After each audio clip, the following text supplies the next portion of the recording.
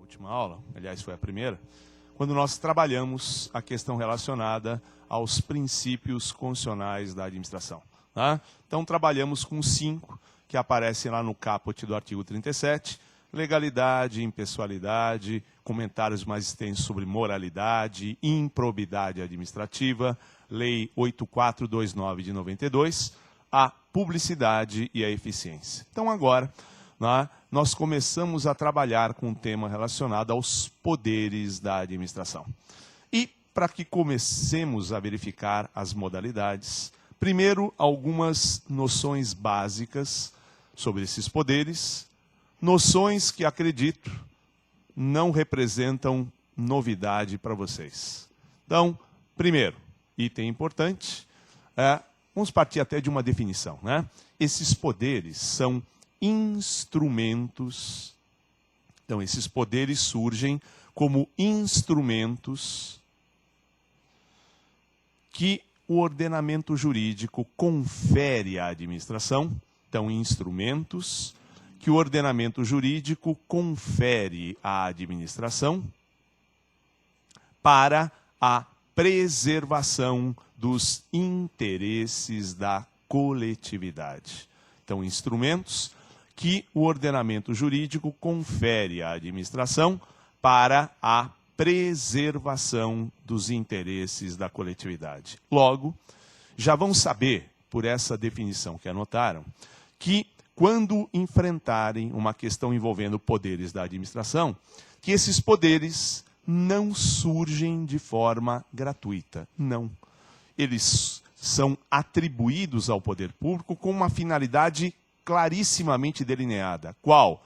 A preservação dos interesses da coletividade. Então, não surgem de forma gratuita, mas para a preservação dos interesses da coletividade. Bom, diante dessa definição que vocês anotaram, então um reflexo imediato aparece. Qual? Toda vez que a administração utilizar um desses poderes e não para alcançar essa finalidade única, diante de qual figura nós vamos estar? Abuso de poder. Certo? Então, é uma obviedade, se quiser anotar. Então, toda vez que a administração utilizar esses poderes, então, reflexo imediato, toda vez que ela utilizar estes poderes para alcançar outro objetivo que não esse, não é? Então, toda vez que ela utilizar esses poderes para alcançar outro objetivo que não este, quando eu falo que não este, não é o interesse público, né? Que não este, ela vai incidir em abuso de poder,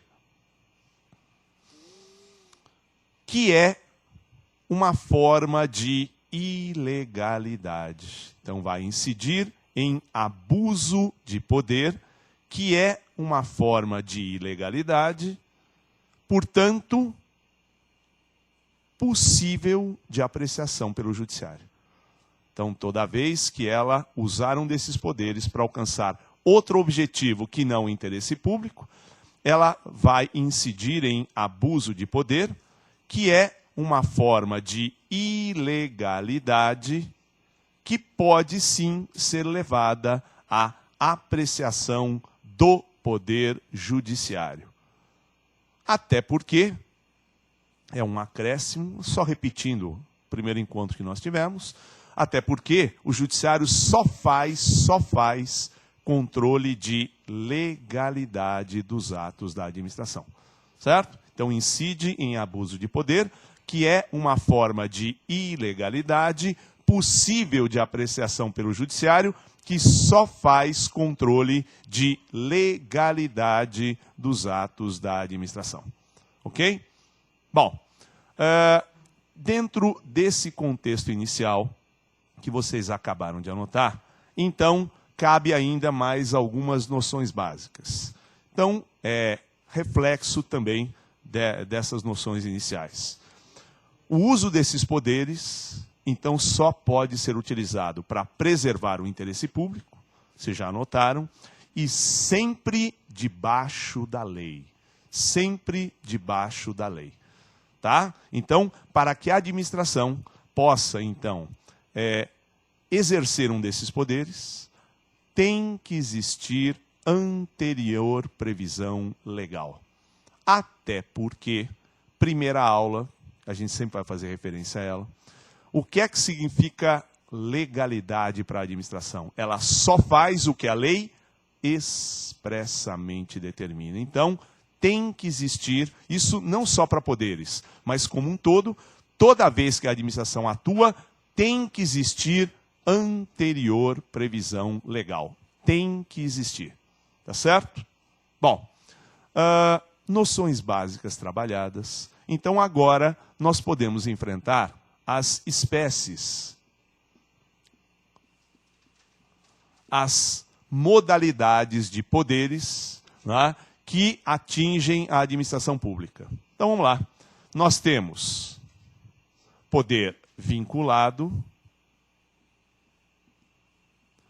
poder discricionário,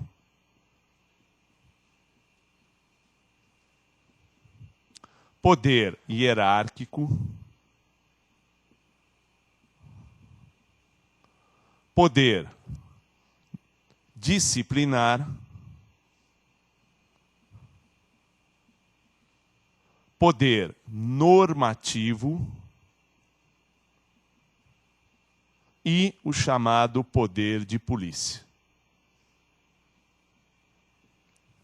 Tá? Vinculado, discricionário, hierárquico, disciplinar, normativo e ainda o chamado poder de polícia. Bom, então, todos eles, como instrumentos, como ferramentas que a administração recebe do ordenamento jurídico para preservar o interesse público, todos eles têm que ser exercidos debaixo da lei. Certo? Bom, então vamos lá. O que é que significa o chamado poder vinculado? Bom, o poder vinculado é aquele em que o administrador se encontra diante de situações. Então, poder vinculado é aquele em que o administrador se encontra diante de situações que comportam solução única. Então, se encontra diante de situações que comportam solução única anteriormente prevista em lei. Então, comportam solução única anteriormente prevista em lei. Bom, isso significa o seguinte, né? Que por estar ele, o administrador, diante de situações que comportam solução única prevista em lei, acrescente, não se cogita da possibilidade aqui de se fazer um juízo de valores, de conveniência e oportunidade. Tá? Então, repito, no poder vinculado, como o administrador se encontra diante de situações que comportam solução única, já anteriormente prevista em lei, ele não tem espaço aqui, não tem, para fazer um juízo de valores, de conveniência e oportunidade. Não tem. Por que não tem? Porque é solução única que a lei impõe. Tá? Exemplo clássico, pedido de aposentadoria compulsória feito por um servidor. Então, pedido de aposentadoria compulsória feito por um servidor. Ora, por que esta situação configura um exemplo típico de poder vinculado?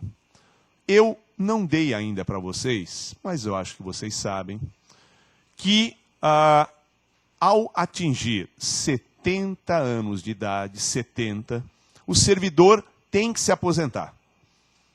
Por isso, se dá o nome de aposentadoria compulsória. 70 anos, tem que se aposentar. Ok, então imagine, se o servidor ingressa com um pedido desses e comprova o atingimento dos 70 anos, qual será a solução única do administrador? Aposentar. Porque a única solução prevista pela Constituição é essa. Então, não tem espaço aqui para o administrador fazer um juízo de valores. Vou pensar se vou aposentá-lo. Você foi um péssimo servidor? Não importa, eu cheguei até aqui e estou com 70 anos. Tem que aposentar, ok? Imagine outra situação. O servidor, ele ingressa com pedido de licença para prestação de serviço militar obrigatório.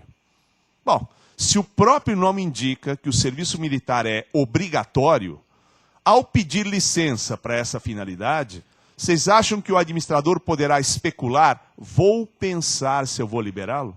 Não, tem que liberar, é solução única prevista em lei. Então, se é única a solução, por aquilo que vocês já notaram, não existe aqui espaço para um juízo de valores, de conveniência e oportunidade. Esta a marca registrada do poder vinculado. Bom, comparando, como é que a gente define o poder discricionário? Né? Então, o poder discricionário é aquele em que o administrador, então, poder discricionário, é aquele em que o administrador, grife não se encontra. Grife esse não se encontra. Então, é aquele em que o administrador não se encontra diante de situações que comportam solução única. Não se encontra, grifando não se encontra, diante de situações que comportam solução única. Tá. E se aqui a grande diferença é que ele não se encontra diante de situações que comportam solução única, vocês me ajudam a construir o resto. Então aqui tem ou não tem espaço para um juízo de valores? Tem. Então vamos lá. Existindo, portanto, então não se encontra diante de situações que comportam solução única, existindo, portanto, espaço para um juízo de valores, de conveniência e oportunidade. Então, não se encontra diante de situações que comportam solução única, existindo espaço para um juízo de valores, de conveniência e oportunidade. Então, é um desdobramento lógico. Pensem, raciocinem em termos dos dois, em vista dos dois. Se tem solução única, não tem espaço para especulação. Se não tem solução única, tem espaço para um juízo de valores, de conveniência e oportunidade. Então, os exemplos também vão deixar isso muito claro para vocês. Vejam, se um proprietário de bar, tá? Ele quer colocar mesas e cadeiras na calçada em frente ao seu estabelecimento. Tá? Então, um proprietário de bar pretende colocar mesas e cadeiras na calçada em frente ao seu estabelecimento. Tá. Para isso, pergunta, ele vai precisar da concordância da administração? Para colocar mesas e cadeiras na calçada em frente? Alguém dirá, vai. Por quê? Surpresa, a calçada é um bem público. Para muitos essa é uma surpresa. E mais surpreendente ainda, voltado à circulação de pedestres. Olha o absurdo. Então é um bem público voltado à circulação de pedestres. Sei. Logo, se é voltado à circulação de pedestres, para colocar mesas e cadeiras na calçada, claro que vai precisar de concordância da administração. Aqui em São Paulo, não é? Vocês adaptem ali, a gente fala na necessidade de obtenção do TPU, termo de permissão de uso. Termo de permissão de uso. Certo? TPU. Ok. Bom, com essa explicação dada, então vem a pergunta. Se o proprietário do bar, para colocar mesas e cadeiras na calçada, precisa da concordância da administração, então, pergunto eu, você, o administrador, você decide. Diante de um pedido desses, você acolhe, nega ou depende? Depende, não é uma resposta intuitiva? Depende do quê? Das características do pedido. Depende da quantidade de mesas e cadeiras, depende da extensão da calçada, depende do horário em que você quer colocar, o período, não é? Bom, antes de a gente ir adiante, quando você me respondeu depende corretamente, o que está por trás da tua resposta?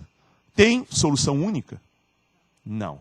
Se não tem solução única, é poder discricionário. Certo? Então vejam, se o primeiro proprietário indagado responde que pretende colocar 5 mesas e cadeiras, que pretende colocar a partir das 18 horas, aproveitando aí a saída do pessoal do trabalho, o tal do happy hour, e se ele responde que a colocação das 5 mesas e cadeiras não vai atrapalhar o fluxo de pedestres, porque é um calçadão. Então, juntando esses elementos todos, você, administrador, diz, deferido o pedido. Mas você vai ter que motivar. Defiro porque a quantidade de mesas, o horário e a extensão da calçada recomendam que o pedido seja acolhido. Você tem que motivar o ato, certo? Agora, vejam uma variante aqui. Um segundo proprietário de bar quer a mesma coisa, mesas e cadeiras na calçada. Ele diz, quantidade de mesas e cadeiras, a mesma, 5. Tá, o horário muda, ele tem público o dia inteiro. E a última pergunta, vai atrapalhar o fluxo de pedestres? Ele diz, não sei. E aí o administrador insiste, aonde é que é o seu bar? Ele diz, na 25 de março. Você conhece a 25 de março, maior shopping a céu aberto da América Latina, maior formigueiro da América Latina, principalmente em algumas datas importantes, Carnaval, não é? Páscoa, Dia das Mães, Dia dos Pais, né? Natal. Nem tente entrar ali nessas datas, você corre o sério risco de não conseguir sair. Certo? Bom, então é claro que o administrador dirá, aqui está rejeitado o pedido. Porque se você conseguir colocar 5 mesas e cadeiras lá, o que eu duvido, você vai ter que encontrar heróis que sentem nas mesas e cadeiras que você colocou. Porque esses heróis vão ficar sujeitos a muitos ãos. Inundação, perseguição, né? Operação policial, uma série de ãos. Né? Então vejam, o fato gerador é o mesmo. Colocação de mesas e cadeiras. Só que agora, pelas características do pedido, a negativa se impõe. Ok? Então, repito, quando houver inúmeras possibilidades, mais de uma, não é? Para que o administrador opte por uma delas, poder discricionário. Mas é claro, eu acho que é até intuitivo. Não só, mas principalmente quando ele estiver diante de atos discricionários, aqueles que comportem mais de uma solução, o que vocês acham? Nesse caso, a motivação é mais ou menos importante do que no vinculado? Muito mais, porque aqui ele vai ter que dizer, entre as diversas opções que tinha, por que é que ele se inclinou por esta e deixando as outras de lado. Certo? Um outro exemplo aqui de discricionário, para a gente manter a comparação, se o servidor ingressa com um pedido de licença para tratar de assuntos de interesse particular. Ora, se é assunto de interesse particular, então eu pergunto, o administrador é obrigado a negar o pedido, obrigado a atender o pedido ou depende? Me parece intuitivo também, depende. Porque se é interesse particular, o administrador pode dizer, tudo bem, vai, está tranquilo, ou ele pode dizer, não, não vai, porque neste período a demanda aqui na repartição aumenta e eu não posso dispor de você. Ele vai ter que motivar, mas é possível. Não é? Então aqui, diferente do serviço militar que era obrigatório, solução única, aqui diversas possibilidades se apresentam para o administrador. Então guarde isso. Semelhança entre o vinculado e o discricionário. Os dois são exercidos debaixo da lei. Esta é a semelhança. Diferença. No vinculado, a solução é única, prevista em lei, e no discricionário, não é. Logo, no vinculado, não tem espaço para juízo de valores, solução única, enquanto que no discricionário tem. Mas, claro, a motivação nos dois é fundamental, é imprescindível. Legal? Bom. Não, pedido de licença. Não. Não. Até porque, por aquilo que a gente, se fosse vinculado, o administrador, a pergunta, né, só para reproduzir para vocês, não seria uma autorização para para tratar de assuntos de interesse particular? Não, seria uma licença. Isso, inclusive, no Estatuto dos Servidores Públicos, este é um dos fatos geradores para que se possa tirar uma licença. Certo? Tá? Então, é um ato administrativo específico, é uma licença. Você tem lá, a título de exemplo, depois nas aulas sobre servidores a gente vai aprofundar melhor, mas você tem licença para tratar de assuntos de interesse particular, licença prêmio, licença para prestar serviço militar obrigatório, licença para prestar mandato eletivo, para exercer mandato eletivo. Então, são licenças, porque são vantagens que a lei oferece aos servidores. Não é? E por que são vantagens? Ainda que possam ser tiradas sem efeito financeiro. É só você comparar com a iniciativa privada. Pensa, você trabalha num local, numa empresa particular. Já imaginou se você chega para o seu chefe e fala, ô chefe, preciso tirar uma licencinha, para quê? Para tratar de assuntos de interesse particular. Por quanto tempo? Sei lá, 4 meses, 6 meses. Qual você acha que vai ser a reação dele? Vá com Deus e não volte. No caso do servidor público, existe essa possibilidade de sair, desde que o administrador vislumbre nesse pedido de licença, nada que atente contra o interesse público. Por isso, como é para tratar de assuntos de interesse particular, é que aqui o administrador, conforme as circunstâncias, poderá ou não, atender ao pedido. Certo? No caso, é diferente, no caso do serviço militar, não tem como especular. Tem que atender ao pedido feito. Por quê? Porque o serviço militar é obrigatório. Para exercer mandato eletivo, a mesma coisa. Eu sou servidor. Eu estou me candidatando ao mandato eletivo. Certo? O administrador pergunta, sério? Mas como? Você é ficha suja? O Supremo acabou de aprovar a lei da ficha limpa, Ok. Aliás, cuidado aí, porque aqui no estado de São Paulo, a Assembleia Legislativa também acabou de aprovar um projeto de lei da ficha limpa. Então agora, para entrar na administração, também ficha limpa. Não só para se candidatar a mandato eletivo. Legal. E aí então, você vai se candidatar. Para se candidatar, você vai ter que fazer campanha eleitoral, não vai? Você vai ter que ir aonde o povo está. O povo pode estar na praia, na montanha, mas você vai ter que ir aonde o povo está durante a campanha. Certo? Bom, para fazer a campanha, você tem que se afastar do cargo que você ocupa. Não dá para você acumular os dois. Então, você tem que tirar uma licença.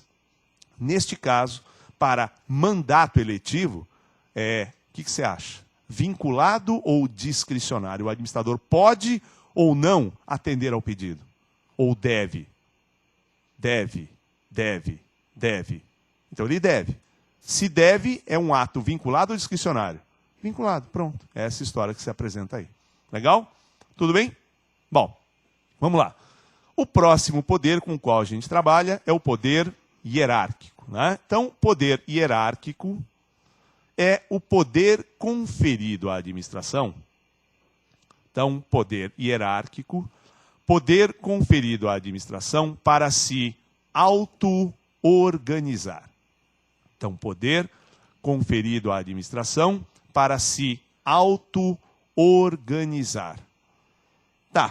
E para que ela possa se auto-organizar, em outras palavras, é o poder que ela tem para fixar os campos de competência.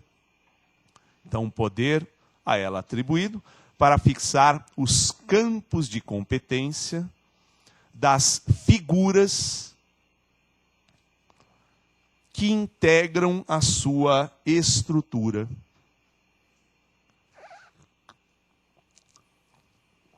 Então, poder a ela atribuído para fixar os campos de competência das figuras que integram a sua estrutura.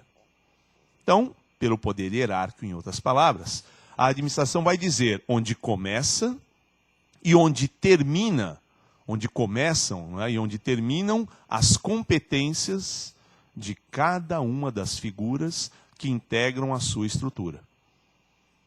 Tá? Detalhe importante. E por que a gente tem que saber onde começa e onde termina a competência de uma determinada figura que integra a estrutura da administração pública? Resposta: porque se o ato administrativo for praticado por quem não tinha competência para isso, o ato será inválido.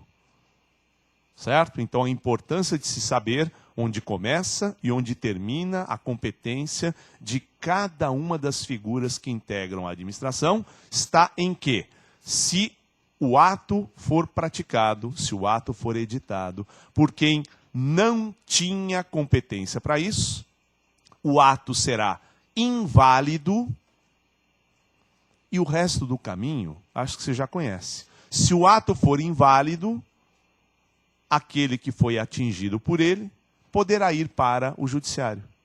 Porque ato inválido é sinônimo de ato ilegal. Certo? Então, repito, a importância de se saber onde começa e onde termina a competência de cada uma das figuras que se encontram dentro da administração está em que ato praticado por quem não tinha competência para isso é sinônimo de ato inválido, que, por sua vez, é sinônimo de ato ilegal. Tá, e se alguém foi atingido por um ato, vou repetir, editado por quem não tinha competência para isso, portanto um ato inválido, portanto um ato ilegal, esta pessoa poderá ir para o judiciário. E eu repito, porque essa ideia vai nos acompanhar até o final do curso, porque o judiciário só faz controle de legalidade dos atos da administração. Certo? Então, é uma sequência de raciocínio. Pois bem, então, se o poder hierárquico, repito, é aquele que a administração tem para se auto-organizar, para fixar campos de competência das figuras que integram a sua estrutura, porque é muito importante saber quem tem e quem não tem competência para determinar se o ato é válido ou não é. Então, nós temos que verificar, novamente, porque já visto no primeiro encontro, quais são as figuras que integram a estrutura da administração pública. Tá? Então, nós vamos repetir, não é, a essência do que foi visto no primeiro encontro, porque eu disse lá no primeiro encontro, o que a gente está vendo aqui vai ser básico para as aulas que virão posteriormente. Então, a administração pública, vou colocar um esqueminha aqui na lousa de novo, a administração pública, nas 4 esferas de governo, quais? Federal, estadual, municipal e distrital, nas 4, ela é composta por uma estrutura direta,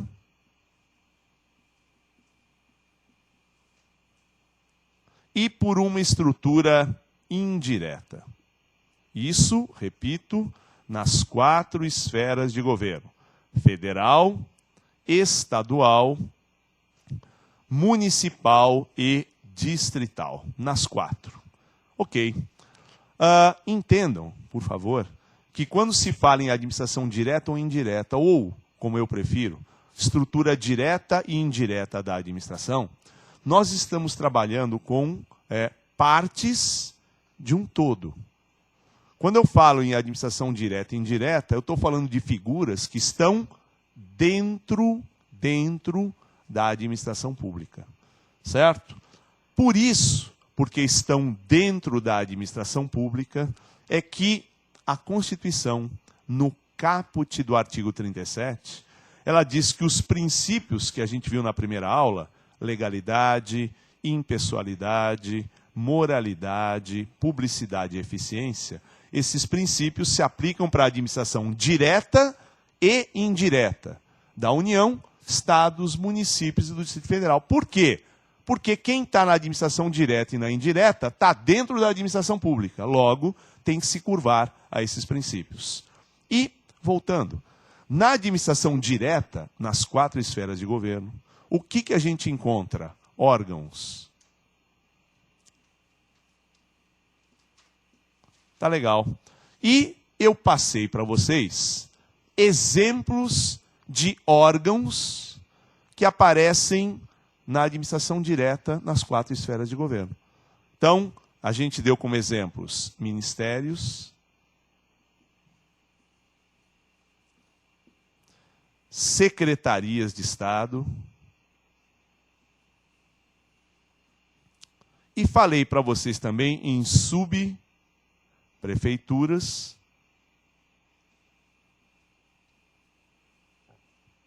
que, a depender de como o município se organiza, também, ou ao invés de subprefeituras, eles podem ter administrações regionais.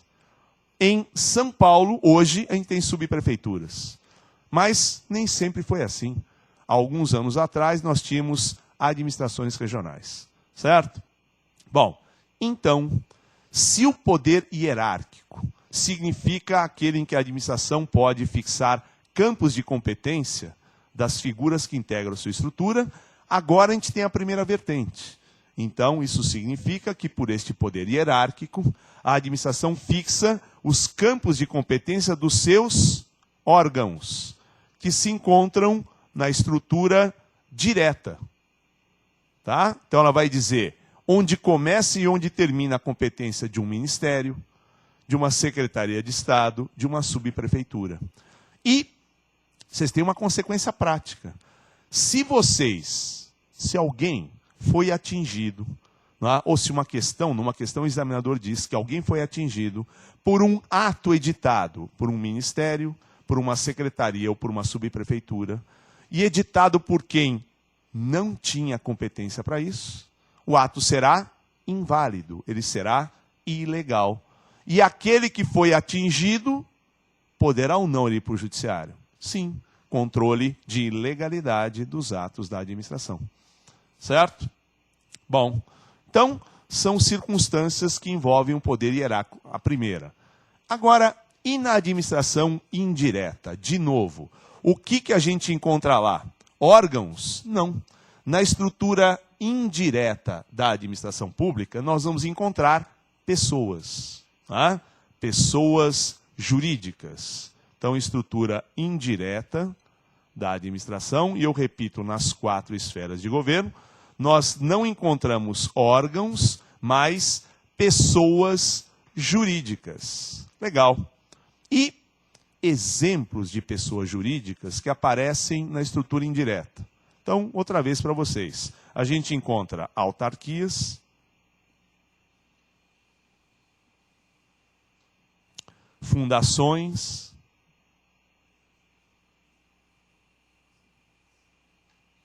empresas públicas e sociedades de economia mista. Autarquias, fundações, empresas públicas, sociedades de economia mista. Certo? Bom, portanto, só numa primeira aproximação importante, porque o detalhamento virá em aulas posteriores, o que é que existe de comum entre uma autarquia, fundação, uma empresa pública e uma sociedade mista? São pessoas que se encontram na estrutura indireta da administração pública nas 4 esferas de governo.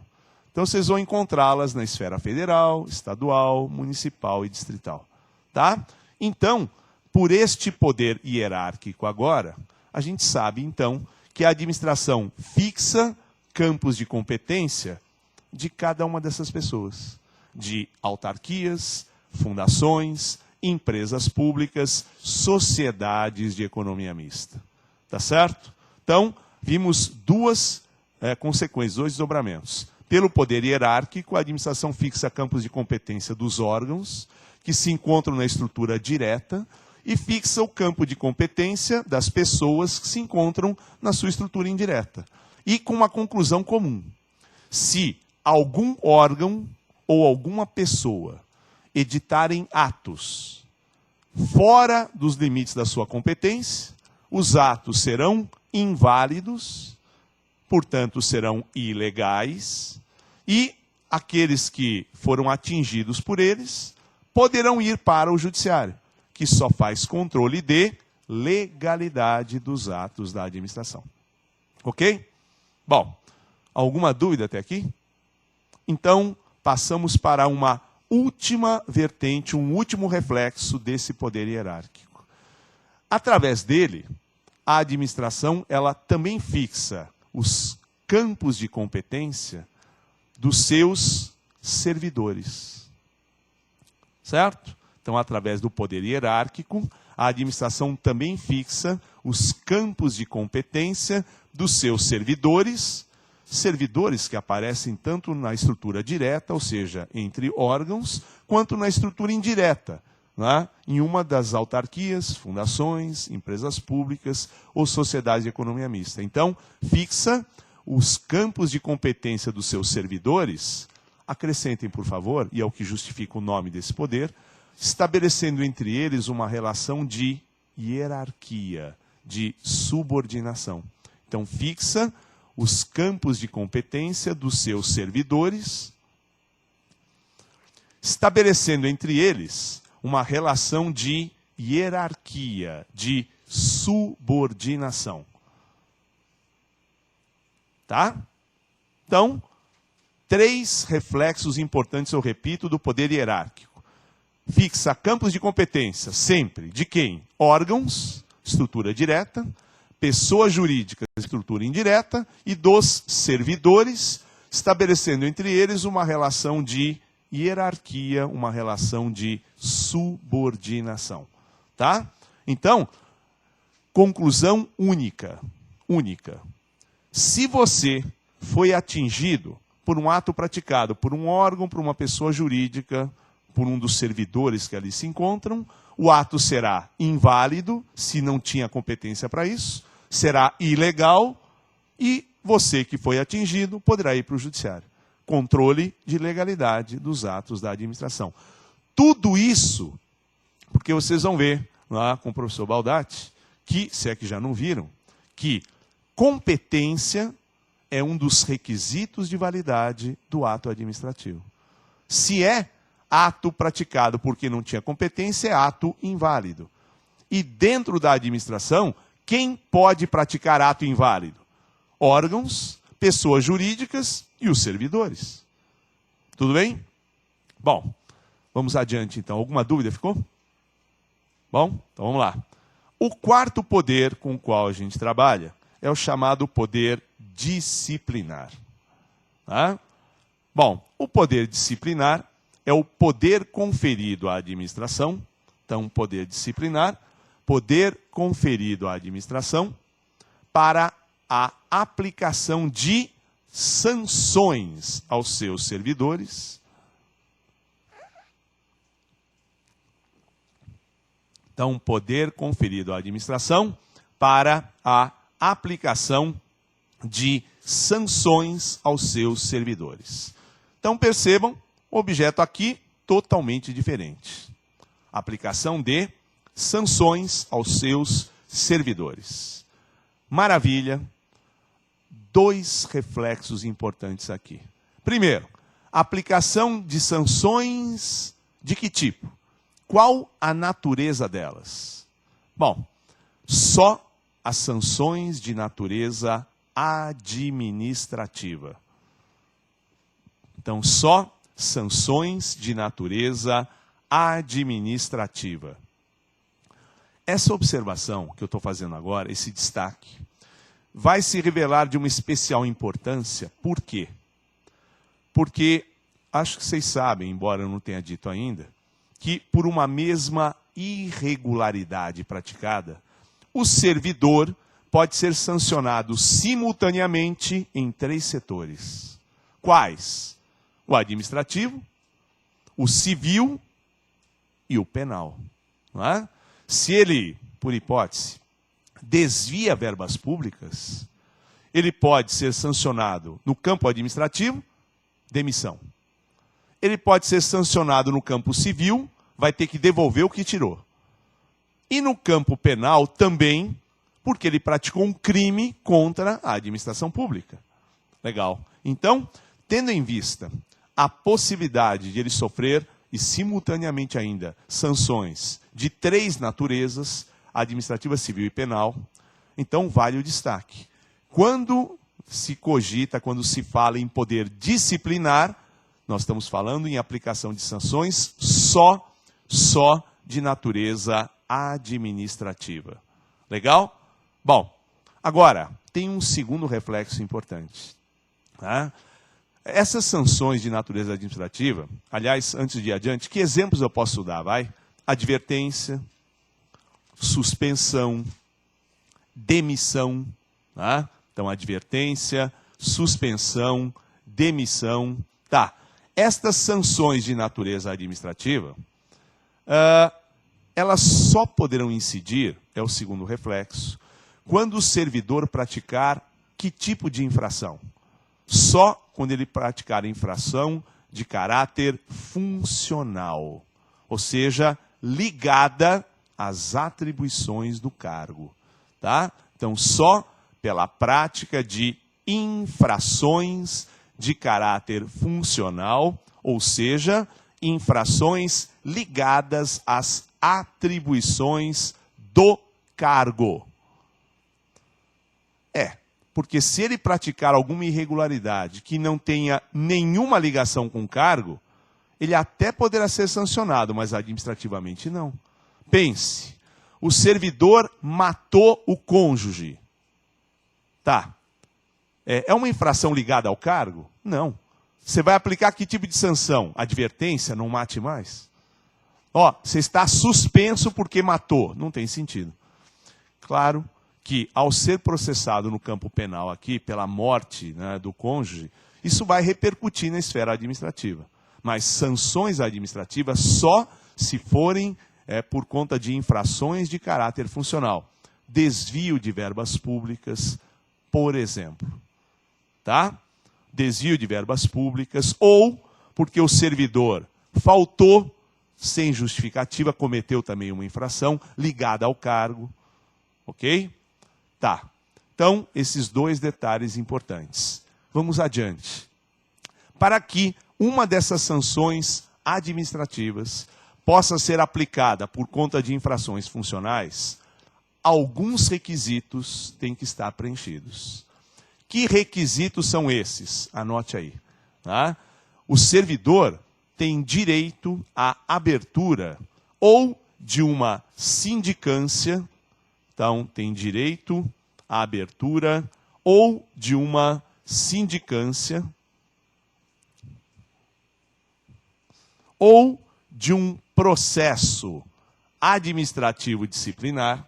Então, abertura de uma sindicância ou de um processo administrativo disciplinar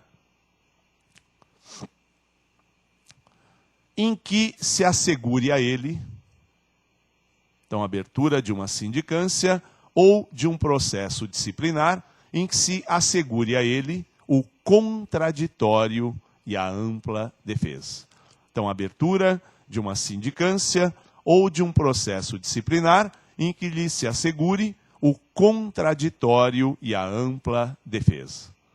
Então, entendam, numa explicação preliminar, sem entrarmos em grandes detalhes por enquanto, o que é que existe de comum entre uma sindicância e um processo disciplinar? As 2 figuras surgem como instrumentos voltados à apuração de irregularidades cometidas pelo servidor. Então, tanto a sindicância quanto o processo disciplinar surgem como instrumentos voltados, é o que tem de comum entre as 2, instrumentos voltados à apuração de irregularidades cometidas pelo servidor na esfera administrativa.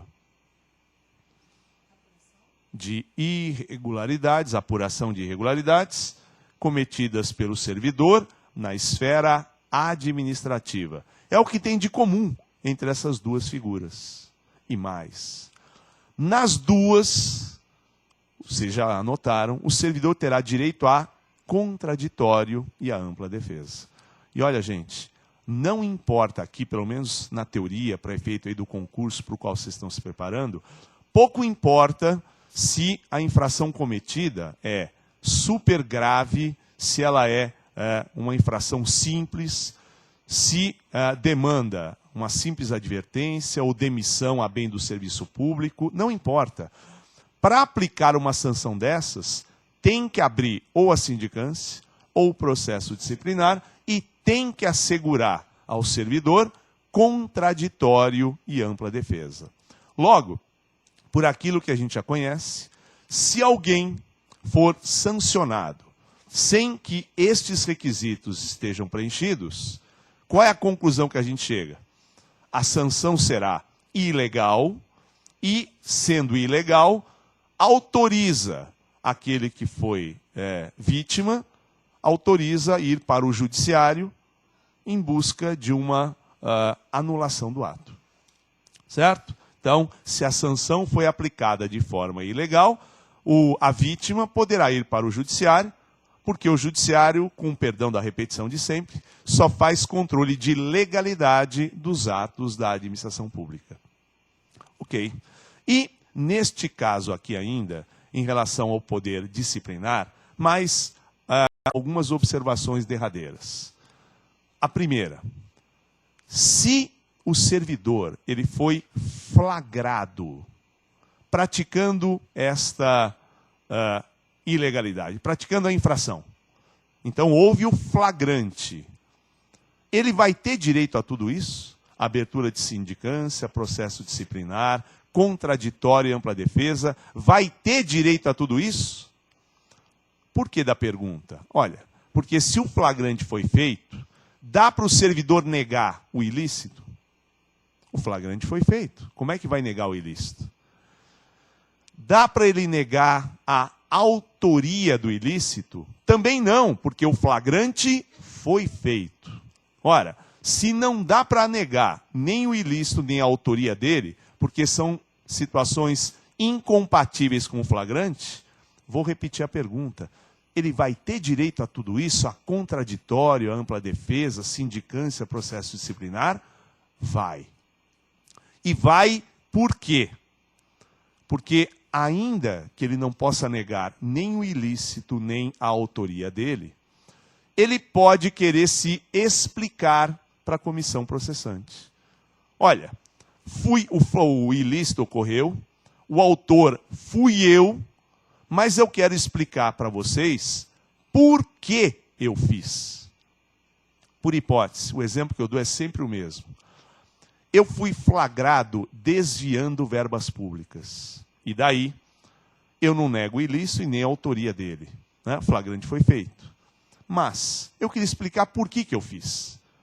É que um integrante da minha família foi sequestrado, pediram um resgate super elevado, e daí, eu não tinha o dinheiro, ameaçaram matar, me desesperei, desviei verba pública. Este é o exemplo.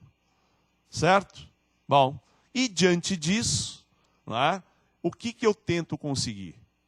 Talvez não evitar que uma sanção seja aplicada, mas a intensidade dela pode diminuir. O que era inicialmente para ser demissão, passa a ser, por exemplo, uma suspensão. Você diminui a intensidade da sanção porque apresentou uma atenuante. Eu fui coagido por conta das circunstâncias. Então, mesmo na hipótese do flagrante, vai ter direito a tudo isso. Legal? Bom, e agora uma informação derradeira. Qual a informação derradeira? Não me perguntem por quê, mas é uma constatação. Cai muito em exame o que eu vou colocar agora para vocês. Porque é uma situação recorrente, não é, comum no dia a dia da administração. Então a situação é a seguinte, imaginem, servidor, ele é demitido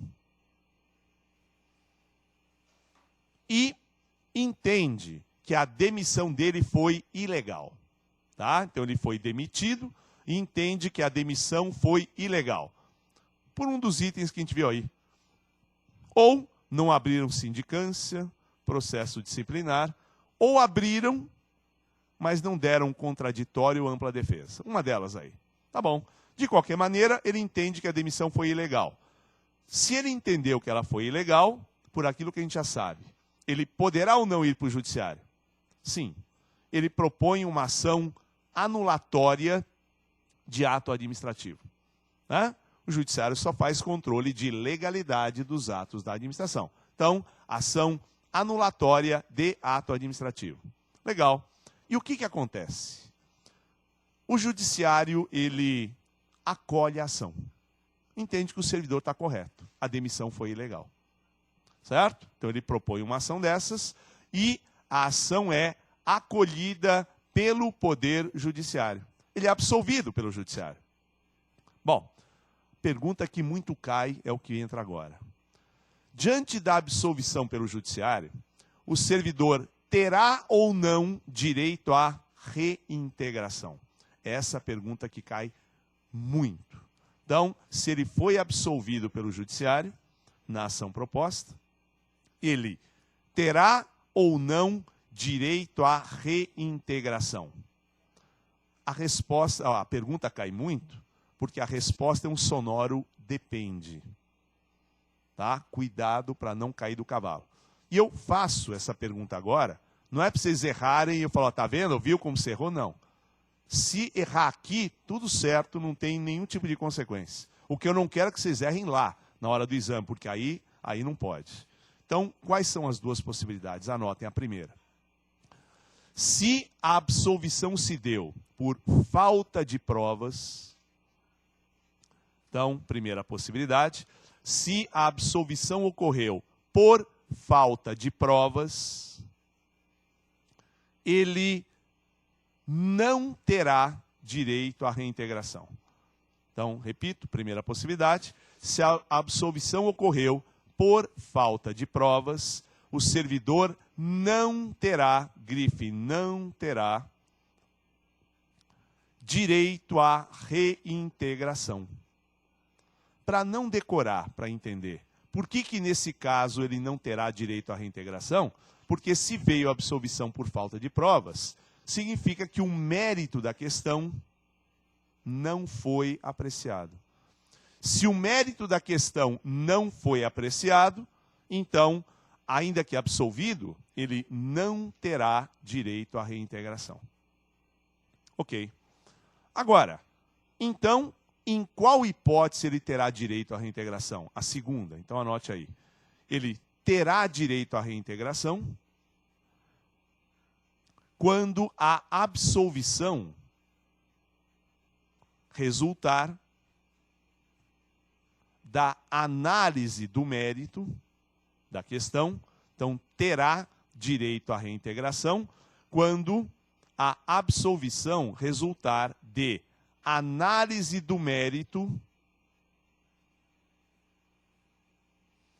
em que o judiciário conclua, então, resultar da análise do mérito, em que o judiciário conclua ou pela inexistência do ilícito, então conclua analisando o mérito, ou pela inexistência do ilícito, ou pela inexistência de autoria pelo servidor. Inexistência do ilícito ou inexistência de autoria pelo servidor. Então aqui, percebam, o cenário é outro. Analisando o mérito da ação, o judiciário concluiu ou que não houve o ilícito apontado pela administração, ou que o ilícito até ocorreu, mas não se pode atribuir a autoria dele para o servidor. De qualquer maneira, o mérito da questão foi apreciado aqui. Ok? O que leva a ter ele direito à reintegração ao cargo. Legal? Então, tomem muito cuidado não é, com essas duas possibilidades, porque, como é uma situação comum na administração, o examinador pergunta muito sobre ela. Acreditem, né, posso dar até o testemunho como um profissional atuante no setor. Muitas vezes a gente recebe aí consultas de servidores que foram demitidos, propuseram ações judiciais buscando a reintegração e conseguiram a absolvição. E aí, na hora de pedir a reintegração, a administração diz não. E aí vão lá para a gente, e aí, doutor, podia ou não? Depende. Se foi por falta de provas, tem todo o direito à administração em não reintegrar. Se foi com análise de mérito, ela tem que reintegrar. Certo? Então, por falta de provas, ela escolhe, por a análise de mérito, ela tem que reintegrar. Juntando com o que a gente viu até agora, quando a absolvição se dá por falta de provas, como ela pode escolher se vai reintegrar, a reintegração é um ato vinculado ou discricionário? Se ela pode escolher se vai reintegrar ou não, discricionário. Se o servidor foi absolvido porque negaram o ilícito, o judiciário negou o ilícito ou a autoria dele, se ela tem que reintegrar, neste caso é um ato vinculado. Então a gente vai ligando aquilo que já viu em relação ao que estamos analisando. Tá? Sobre poder disciplinar, basicamente é isso. Alguma dúvida ficou? Bom, o próximo poder com o qual se trabalha, o próximo e penúltimo, é o chamado poder normativo, que também recebe o nome de poder regulamentar. Então, poder normativo ou poder regulamentar. Bom, poder normativo ou regulamentar é o poder conferido à administração para a publicação. Poder conferido à administração para a publicação de decretos ou regulamentos. Então, poder conferido à administração para a publicação de decretos ou regulamentos. Então, essa é a definição de poder normativo ou regulamentar. Bom, simples assim. Tá. Então, se é o poder conferido a ela para a publicação de decretos e regulamentos, primeiro ponto, quem dentro da administração tem competência, né, para publicar decretos ou regulamentos? Então, a competência, ela foi atribuída em caráter privativo ao chefe do poder executivo. Então, competência atribuída em caráter privativo ao chefe do poder executivo. Então, só ele tem competência para editar decretos e regulamentos. E vejam, naquela tentativa de ligar um poder com o outro, isso significa que quando o chefe, alguém que não o chefe do executivo, editar um decreto ou regulamento, extrapolou dos limites da sua competência, tal do poder hierárquico que a gente viu. E extrapolando os limites da sua competência, aquele que foi atingido pelo decreto ou regulamento, poderá ou não ir para o judiciário? Sim, porque só faz controle de legalidade dos atos da administração. Se quem editou o decreto não era o chefe do Poder Executivo, não tinha competência para isso, logo o ato será inválido, o ato será ilegal, e aquele que for atingido poderá buscar a reparação através do Poder Judiciário. Tá? Bom, se é só o chefe do Poder Executivo, então a competência foi atribuída nas diversas esferas ou para o presidente, ou para o governador, ou para o prefeito. Certo? Então, presidente, governador e prefeito. Tá. E dentro da Constituição, para fundamentar essa história da competência atribuída ao chefe do Poder Executivo, vocês podem buscar o artigo 84, compete privativamente ao presidente da República, e o inciso 4, lá na sua parte final, diz que compete privativamente ao presidente, a gente estende isso para governador e prefeito, compete a ele expedir decretos e regulamentos. certo? Então, competência privativa do presidente da República, que dá para estender aí, por analogia, por simetria, ao governador do estado e ao prefeito. Eu vou repetir. Se você foi atingido por um decreto editado não pelo presidente, governador ou prefeito, o decreto será inconstitucional. Certo? Bom, agora, no Brasil, qual o papel básico atribuído a esses decretos e regulamentos? Então anotem. No Brasil, o papel básico atribuído a esses decretos e regulamentos é o de oferecer fiel execução à lei.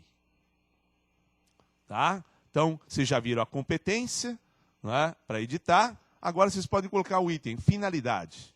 Qual a finalidade, né, ao se editar um decreto, né, pelo chefe do Poder Executivo? Oferecer fiel execução à lei. Competência, vimos, finalidade agora, oferecer fiel execução à lei. Ok. E a gente tem que dar uma investigada nisso. O que é que significa dizer que o decreto só pode ser editado para oferecer fiel execução à lei? Bom, significa que o decreto, para ser editado, ele não pode inovar em relação à lei. Então, o decreto, para ser editado, não pode inovar em relação à lei, criando direitos e obrigações. Então, não pode inovar em relação à lei, criando direitos e obrigações. Não, no máximo, oferecer a ela melhor detalhamento, mas inovar, nem pensar. Tá? E o decreto, ao ser editado, ele não pode inovar em relação à lei, mas apenas melhor detalhar o que ela já estabeleceu. Por quê? Porque, por força da posição hierárquica que ele tem em relação às demais normas. Então, vejam, fica fácil entender. Em termos de hierarquia, a principal norma aqui no Brasil é a Constituição. Certo? Principal norma em termos de hierarquia. Abaixo da Constituição, quem a gente encontra? As leis em geral. Certo? Então, abaixo da Constituição, as leis em geral. Tanto é verdade que é a base do direito constitucional. Se alguém editar aqui embaixo uma lei que esteja em desacordo com a Constituição, essa lei será o quê? Inconstitucional. Certo? Bom, portanto, a lei pode inovar, ela pode contrariar a Constituição? Não. Tá. E para aquilo que nos interessa, abaixo das leis, entre outras figuras, a gente encontra os atos administrativos, entre os quais, ao invés de colocar atos aqui, eu vou destacar os decretos.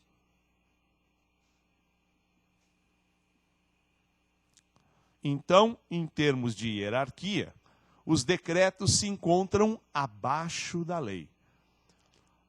Essa história de eles estarem abaixo da lei tem um nome técnico, são atos infralegais, estão abaixo da lei. Ora, da mesma maneira, se leis não podem inovar contrariando a Constituição, mas apenas melhor detalhá-la, decretos ao serem editados não podem inovar em relação às leis. Mesma coisa. Se a lei não pode inovar em relação à Constituição no sentido de contrariá-la, os decretos também não poderão fazer a mesma coisa em relação à lei. Ora, então, conclusões importantes que a gente tira. Se os decretos não podem inovar em relação à lei, apenas poderão melhor detalhá-la, isso significa o seguinte: duas conclusões. Primeiro, para que um decreto seja editado, precisa ou não que exista uma lei anterior? Sim, certo? Então, para que um decreto seja editado, primeira conclusão importante que a gente tira, existe a necessidade de lei anterior. Existe. Tá bom. Portanto, a gente pode concluir que se um decreto for editado sem que exista a lei anterior, esse decreto será o quê? Ilegal. E o resto da conversa, super, ultra conhecida. Quem for atingido por ele, poderá ir para o judiciário. Certo? Agora, tem outra situação. E se existir lei anterior e o decreto inovar em relação a ela? De novo, será ilegal. Então, também se existir lei anterior e o decreto inovar em relação a ela, ele será ilegal. E a vítima poderá ir para o judiciário. Então, não existindo lei, ou existindo e o decreto inovar em relação a ela, ele será ilegal. Tá. Diante desse cenário, então, o que é que significa oferecer fiel execução à lei? Significa pressupor que a lei existe e a ela oferecer melhor detalhamento. O decreto, então, no máximo, pode melhor detalhar, melhor esclarecer o que a lei antes já fixou, mas inovar em relação a ela não dá. Posso dar alguns exemplos aí para vocês. Tá? Então, todos sabem que há alguns anos atrás, o Estado de São Paulo, de forma pioneira, editou uma lei proibindo o fumo em locais fechados. Todo mundo acompanhou essa situação. E fez mais. Não só proibiu o fumo em locais fechados, como estabeleceu a responsabilidade do proprietário do estabelecimento se a fiscalização pegar alguém fumando lá dentro. Tá? Não por outra razão, depois que a lei foi editada, tá? Você encontra placas ali na porta dos estabelecimentos. Pelo amor de Deus, não fume. Não é nem por favor, é pelo amor de Deus, não fume, porque se fumar, sobra para mim. Tá.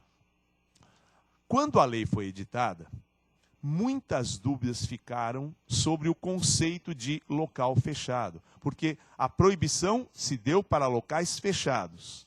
Uma delas, shopping center, posso considerar um local fechado? Bom, a lei ela não esclareceu.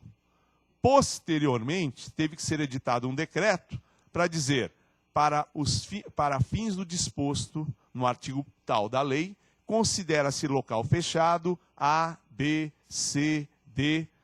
Ora, quando o decreto veio e disse, considera-se para fins de disposto na lei local fechado A, B, C e D, ele inovou em relação à lei, ou melhor, detalhou só o que ela tinha estabelecido? Melhor detalhou. Então, ofereceu a ela fiel execução. Certo? Diferente seria se o decreto viesse posteriormente e dissesse, é permitido fumar em locais fechados. Se a lei determinou que é proibido, não poderia o decreto vir depois dizer é permitido, porque ele teria inovado em relação à lei. Isso ele não pode fazer. Bom, outro exemplo, também de São Paulo, pelo menos no início, editou-se recentemente a lei que proíbe venda de bebida alcoólica a menores. Ok.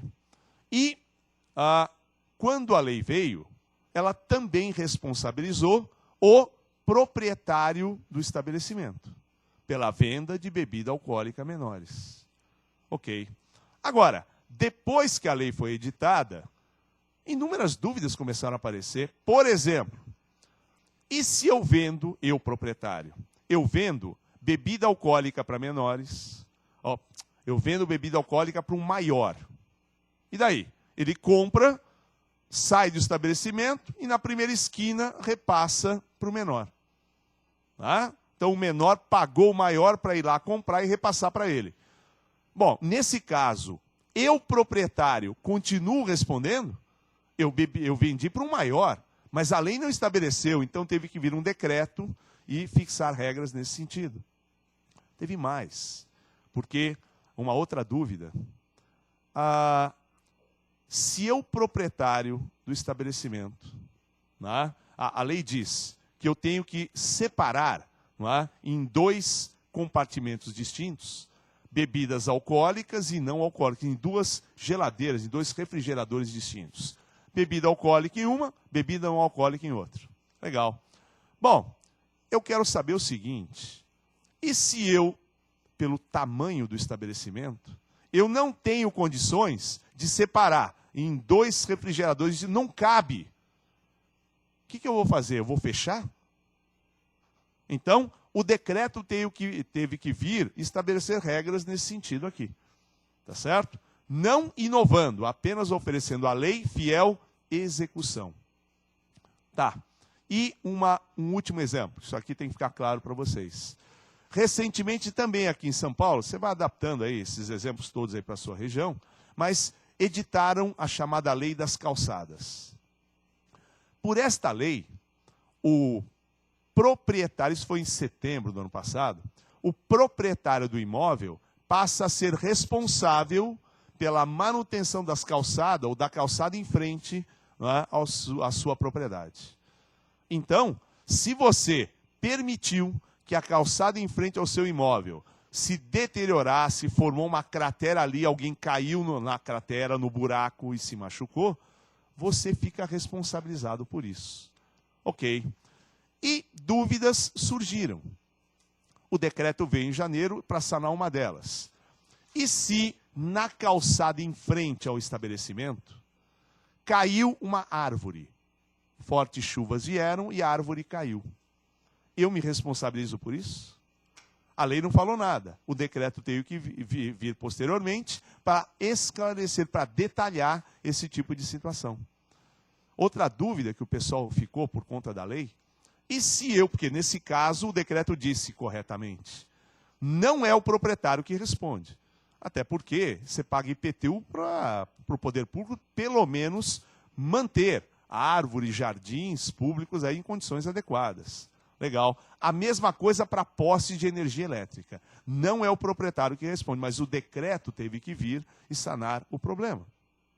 E a outra situação, eu sou proprietário de um imóvel e, para facilitar a entrada e saída de veículos, eu fiz uma pequena rampa na calçada. Tá. E aí? Eu me responsabilizo por essa rampa? Não entendi. Não, é porque a rampa, obviamente por ter sido feita, ela prejudicou a circulação de pedestres, principalmente cadeirantes. Você fez a rampa e a calçada é super estreita, e aí não tem por onde eles passarem, tem que desviar pela rua. Você vai responder por isso? A lei não falou nada. O decreto veio e disse, não, você vai responder. Neste caso, você vai. Mas, ao estabelecer essas situações, entendam, o decreto não inovou em relação à lei. Melhor, detalhou o que ela anteriormente já tinha estabelecido. Legal? Então, esta é a história envolvendo o poder normativo ou poder regulamentar. Tá? A conclusão imediata que a gente tira é que, para que um decreto ou um regulamento seja editado, alguns itens têm que estar presentes. Então, vejam. Olha a conclusão comum. Quando é que eu estarei diante de um decreto ilegal? Que é o que interessa para a gente. Podendo, portanto, ir para o judiciário. Primeiro, só por aquilo que a gente viu. Quando o decreto foi editado por quem não tinha competência para isso. Porque é só o chefe do executivo. Segundo, se ele foi editado, ainda que por pessoa competente, sem que existisse lei anterior. É o problema da posição dos decretos no ordenamento jurídico.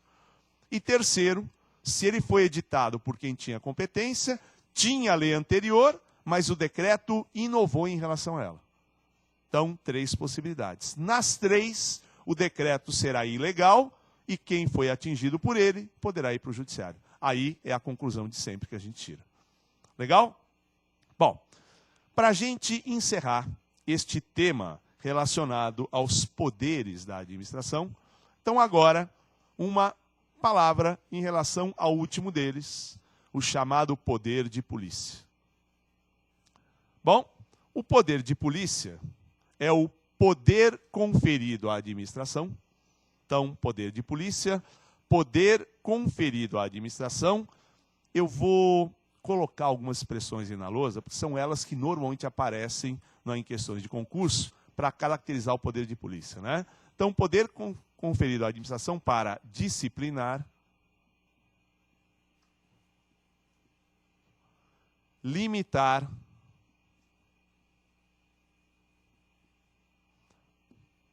restringir,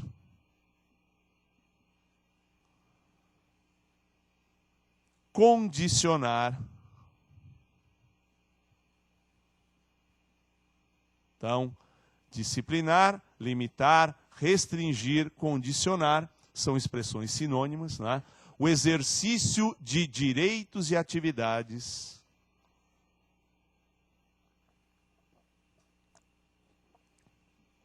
Então, disciplinar, limitar, restringir, condicionar, o exercício de direitos e atividades dos particulares para a preservação dos interesses da coletividade. Limitar, disciplinar, restringir, condicionar o exercício de direitos e atividades dos particulares para a preservação dos interesses da coletividade. Bom, portanto, se vocês se depararem com uma questão de concurso em que no enunciado o examinador use uma dessas expressões, disciplinar, limitar, restringir ou condicionar, sem susto, estarão diante do exercício do poder de polícia. Bom, diante do que vocês anotaram, qual o fundamento para o exercício desse poder? Supremacia do interesse público sobre o do particular. Tá? Então, fundamento para o exercício do poder, supremacia do interesse público sobre o do particular. Portanto, para limitar, restringir direitos e atividades nossos, a administração só poderá fazer isso para a preservação dos interesses da coletividade. Bom, nesse sentido aqui, exemplos de situações que configuram o exercício do poder de polícia, né, para você poder visualizar. Então vamos lá. Fechamento de um restaurante, por falta de higiene na cozinha. Fechamento de um restaurante por falta de higiene na cozinha. Bom, imagine o fiscal da prefeitura resolve atender ao convite que todo restaurante faz. Visite a nossa cozinha. E lá entrando se depara com a multiplicação de elementos rastejadores e voadores. Né? Bom, por questões de higiene, exercício do poder de polícia, fechamento do restaurante. Né? Imagine, né? Você lendo a notícia no jornal, te interessou, você vai até o final dela e percebe que o restaurante foi fechado, é aquele que se almoça todo dia. Certo? Um exemplo próprio, estamos quase no horário do almoço. Né? Você diz, não volto mais lá, mas já fui. Você sente alguma coisa se mexendo aqui dentro? O que eu comi lá da última vez? Macarrão alien óleo. O óleo desceu, o alien ficou. Né? Bom, então, está lá o exercício do poder de polícia. Né? Bom, e a gente imagina que essa história de fechamento de restaurante, falta de higiene, só restaurante de classe média, classe baixa, negativo. Ano passado, aqui em São Paulo, nós tivemos 2 exemplos, pelo menos, envolvendo hotéis de 1000 estrelas, em que a cozinha foi interditada por manipulação de alimentos com prazo de validade vencido. Tá certo? Então, está lá o exercício do poder de polícia. Outro exemplo, fechamento de uma casa de espetáculo por falta de segurança. Fechamento de uma casa de espetáculo por falta de segurança.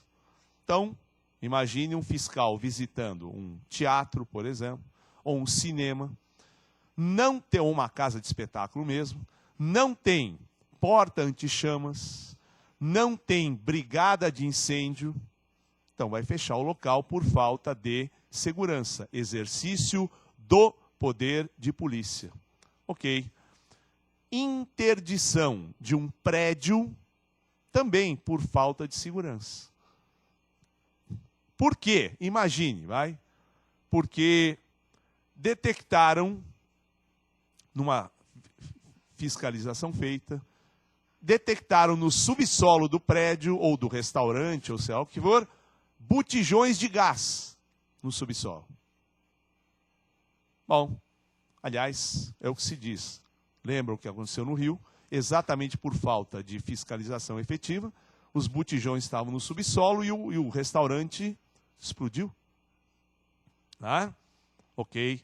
Ou, não é? Ainda, uma outra situação, imaginem-se, como fiscais da Prefeitura de Santos, vocês colocam o pé na areia da praia, olham para os prédios da orla e pensam, puxa, eu não tomei uma gota de álcool, mas sou capaz de dizer que eles estão inclinados. E eles estão. Pior, cada dia mais inclinados. Razões de ordem técnica e de engenharia que a gente não vai discutir. E o pior de tudo é que se a inclinação viesse sempre assim, vai. Mas para favorecer o direito de vizinhança, inclinam assim. Não é? Porque aí qualquer dia você vai poder sair do teu prédio e passar para o outro, sem precisar descer de elevador. Né? Então, está lá. Não é? A interdição pode chegar num ponto, não é? Em que você precise, não é? A inclinação chega a um ponto que você vai precisar interditar o prédio. Certo? Bom, outro exemplo que a gente tem aqui de exercício do poder de polícia é o da fiscalização sobre taxímetros, balanças de açougue, balanças de supermercado, bombas de combustível nos postos. Tá? Então, a aferição dos taxímetros é importante. Imagine, você todo dia pega um táxi para ir da sua casa para o trabalho. Sei, o roteiro é sempre o mesmo, o itinerário. E o valor da corrida, basicamente o mesmo. Hoje você pegou um táxi, o mesmo itinerário, mesma situação, não teve trânsito excessivo, o valor da corrida saiu o dobro. Alguma coisa está errada aí. Tá? Então, a aferição de taxímetros, de balanças, de bombas de combustível, é poder de polícia. Imagine a situação. Você vai abastecer o seu carro no posto onde você está acostumado. E aí, imagine se o número de litros que marca na bomba não corresponde ao número de litros que entra no tanque do seu carro. Porque imagine alguém controlando a saída da bomba por controle remoto. Vocês lembram que aconteceu a coisa de um mês atrás e as denúncias... Aliás, isso já acontece há muito tempo, as denúncias vieram a coisa de um mês atrás. Né? Então, a fiscalização dos postos de combustível tem que ser feita... desculpe, eu sempre erro aqui. Deveria ser feita pela ANP. Não é deveria. É que muitas vezes não faz, a Agência Nacional de Petróleo. Ou, o que é pior, a quantidade de litros que entra no combustível do seu carro é exatamente aquela que marca na bomba. Mas o combustível está adulterado. Também exercício do poder de polícia, interdição do posto, não é? Ou porque tem diferença entre o que entra e o que está na bomba, ou não tem diferença, mas o que entra é de péssima qualidade. Exercício do poder de polícia. Logo, se você vai abastecer o seu carro no posto que você está acostumado, e você vê, não é, as bombas lacradas, alguma coisa de errado aconteceu. Exercício do poder de polícia. Se no dia seguinte você volta, além da bomba lacrada, você encontra aqueles blocos de cimento, não é, colocados na porta do posto, é porque provavelmente o proprietário tentou reabrir e colocaram lá os blocos de cimento. Sei. E se no outro dia você volta, além da bomba lacrada, os blocos de cimento e ainda uma faixa, estamos em reforma para melhor atendê-lo, então o negócio foi grave mesmo. Né? Porque aí, né, as tentativas restaram infrutíferas e o problema foi grave. Mas tudo exercício do poder de polícia. Você tem poder de polícia também em relação ao licenciamento de veículo. Né? Anualmente, você, proprietário de veículo, tem que licenciá-lo. E, para licenciar, você não paga um determinado valor? E paga um determinado valor para quê? Para que o poder público diga, o seu carro está em condições de circular pelas ruas da cidade. E exatamente porque a fiscalização, a título de poder de polícia, é tão efetiva e eficiente, é que dificilmente se encontra um carro circulando sem a menor condição para isso, né? Mas alguém poderia perguntar, e por que eu tenho que pagar para o poder público dizer que o meu carro está em condições? Explica-se. Porque o poder de polícia, além de tudo aquilo que a gente já viu, surge como fato gerador da cobrança de um tributo. Tá? Então, o poder de polícia surge como fato gerador da cobrança de um tributo. Tá? E aonde é que você vê isso? No artigo 145, o inciso 2 da Constituição. Lá no artigo 145, no inciso 2, no 145 em regra, a Constituição trabalha com a identificação de tributos, né? Impostos, taxas e contribuições de melhoria. Sem a menor pretensão de me aprofundar na parte tributária, só dizer para vocês que no inciso 2, ela diz que surgem como fato gerador das taxas a prestação de um serviço público, específico, divisível, compulsório, isso não me interessa, e o exercício do poder de polícia, isso me interessa. Então, poder de polícia, na forma do artigo 145, inciso 2 da Constituição, é fato gerador da cobrança de tributo, de taxa. Tá? Por isso é que, para fiscalizar o seu veículo, para licenciar, para aferir taxímetros, para aferir balanças, você paga por isso. Ok? Bom, e terminando esse registro, se o poder de polícia surge como fato gerador da cobrança de taxas, então é tributo, ele tem que estar previsto no Código Tributário Nacional. E está, sem aprofundamento, além do artigo 145.2 da Constituição, ele aparece descrito no artigo 78 do Código Tributário Nacional. Tá? Então, artigo 78 do CTN, disciplina lá o poder de polícia, dando um sem número de situações em que ele pode incidir. Mas todas elas têm como fundamento supremacia do interesse público sobre o do particular. Todas. Legal? Bom, e dizer mais para vocês, né? O último detalhe aqui. O poder de polícia nos últimos tempos tem se verificado e muito em relação à programação das emissoras de rádio e de televisão e dos espetáculos públicos em geral. Tá? Então, programação das emissoras de rádio e televisão e também dos espetáculos públicos em geral. Por quê? Porque se, por um lado, a censura está proibida em relação à programação das emissoras de rádio e TV, e está mesmo, se a censura está proibida em relação aos espetáculos públicos em geral, vocês sabem que existe uma classificação feita em relação a essa programação. Classificação feita por quem? Pelo poder público, em especial Ministério da Justiça. E você vê isso diariamente. Quando você liga a televisão, antes do programa começar, o que aparece ali? Classificação, não é? Tantos anos e inapropriada para antes de tal horário. Não é? Classificação 10 anos, 12, 14, 16, 18 e inapropriada para antes das 19, 20, 22, 23, 24 horas. Ninguém está proibindo o programa de ser veiculado, mas diz só a partir daquele horário. Certo? Então, é a mesma coisa, você vai lembrar dessa aula, eu sempre digo isso, em momentos alegres da tua vida pessoal. Então, imagine, quando você resolva ir num cinema, num teatro, num show, né? O que você encontra na porta? Censura há tantos anos? Só se for no cinema, no teatro, no show que você vai. Porque onde eu vou, aparece classificação indicativa há tantos anos.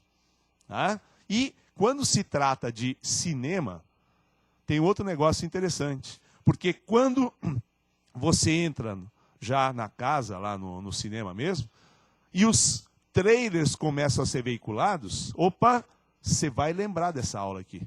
Porque no final de cada trailer, o que aparece ali? Por ocasião do lançamento do filme, verifique a censura, com pequenas variações. Por ocasião do lançamento do filme, verifique a classificação indicativa. Classificação indicativa. Legal? Bom, agora, diante desses detalhes todos aqui, então, dá para a gente concluir também, já aproveitando quase o finalzinho aí da nossa aula, né, que, juntando com aquilo que foi visto anteriormente, que a questão relacionada ao exercício do poder de polícia, ela é estabelecida em caráter vinculado ou discricionário, por todos os exemplos que eu passei para vocês. Vinculado ou discricionário, ou seja, em outras palavras, no exercício do poder de polícia, o administrador tem ou não tem espaço para fazer um juízo de valores, de conveniência e oportunidade. Ele tem, diante das características apresentadas por cada caso concreto. Ora, se ele tem espaço aqui para fazer um juízo de valores, um juízo de conveniência e oportunidade, então é o exercício de um poder discricionário. Claro. Porque vejam, a depender das características apresentadas por cada caso concreto, a depender delas, nós temos aqui a possibilidade do agente público estabelecer a intensidade da sanção. Porque vejam, se por hipótese o fiscal se dirige, voltando aos exemplos que a gente já deu, o fiscal se dirige ao restaurante, visite a nossa cozinha. Se lá entrando ele encontrar uma multiplicação de elementos rastejadores e voadores, e esta é a primeira vez nesta semana que isso acontece, porque toda semana isso acontece, interditar o restaurante é uma medida correta, razoável. Mas imagine, se o fiscal, ingressando na cozinha, verificar, ele se deparar com um elemento rastejador, e está perdido ali, é um sem-teto, né? E é a primeira vez que isso acontece em 20 anos de funcionamento do estabelecimento. Aplicar uma pena de interdição é absolutamente desarrazoada. Né? Então, são circunstâncias que devem ser dimensionadas aqui pelo agente público ao estabelecer a sanção. Posso dar um outro exemplo que aconteceu aqui concreto em São Paulo, vocês adaptem ali, o fechamento de um shopping center, porque descobriram que ele se encontra localizado sobre um antigo lixão que acaba exalando gás tóxico, que poderia atingir aos frequentadores do centro comercial. Isso aconteceu aqui em São Paulo, vocês lembram aí no final do ano passado, com o Shopping Center Norte. Descobriram que ele foi construído sob um antigo lixão e que exalava gás tóxico, gás metano, que poderia ser prejudicial à população, aos frequentadores daquele centro comercial. E fecharam, E o fechamento se deu há poucos meses de um evento que é, convenhamos, pouco importante para qualquer estabelecimento comercial, o Natal. É uma data pouco importante, em que o movimento não aumenta, nem de forma significativa, nem de forma mínima, né?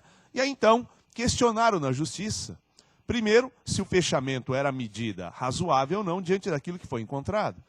Segundo, porque a Prefeitura descobriu isso 27 anos depois da inauguração do Shopping Center Norte. Ou seja, durante 27 anos, ninguém cogitou se tinha ou não, o problema de se exalar gás metano, ninguém cogitou se o exalar do gás seria prejudicial ou não àqueles frequentadores do estabelecimento. Então, são situações, a interdição foi retirada, verdade, o shopping se comprometeu a realizar algumas obras para minimizar o problema, mas hoje 4, 5 meses depois, né, da interdição inicial, o shopping continua funcionando normalmente, né, em que pese o exercício inicial do poder de polícia. Tá? Então, percebam, com esses detalhes aqui, a gente encerra, né, o tema marcado para o encontro de hoje. E eu quero, a título de encerramento aqui, que vocês percebam que não tem nenhuma dificuldade para destacar, diante de perguntas feitas pelo examinador, diante de qual tipo de poder que você se encontra. Então, só a título de fechamento aqui, então vejam, né, de todos aqueles que nós vimos, de todos aqueles, olha o que aparece aqui. Poder vinculado é aquele que apresenta solução única. Portanto, sem espaço para juízo de valores pelo administrador. No poder discricionário, você tem diversas soluções, apresentando-se espaço para um juízo de valores pelo administrador. No poder hierárquico, ele estabelece campos de competência das figuras que se encontram na sua estrutura. Órgãos, na estrutura direta, pessoas jurídicas na indireta e servidores públicos, estabelecendo uma relação de hierarquia entre eles. No poder disciplinar, aplica sanções. Sanções de que natureza? Administrativa.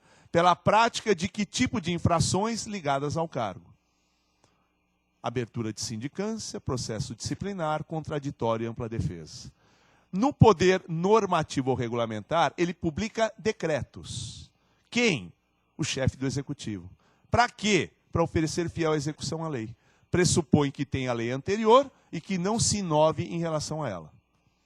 E no poder de polícia, limita, disciplina, restringe, condiciona para a preservação dos interesses da coletividade. Certo?